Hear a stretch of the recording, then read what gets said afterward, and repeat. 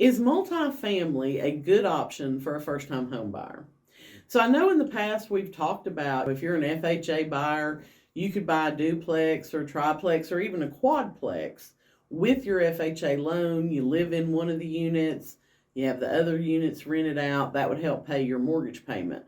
But I really got to thinking about that, and I thought to myself, if someone is a first-time home buyer, is buying an investment type property, multifamily property, going to be the best decision for them?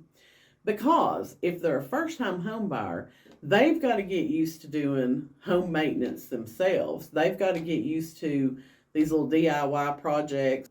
You have a water heater leak, you're going to have to fix it.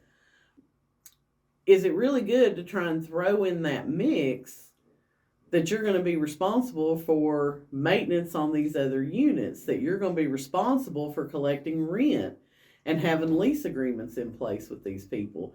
If you work, you don't want to be getting those calls at 2 o'clock in the morning of, hey, my heater quit working.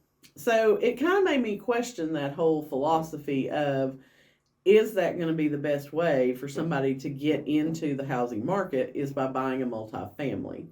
You can hire property managers to advertise your rentals, vet the tenants, manage the property, but then that takes away from the money that you're making. So I don't know, it just kind of made me stop and really think about, is buying multifamily the greatest thing for somebody who's a first time home buyer?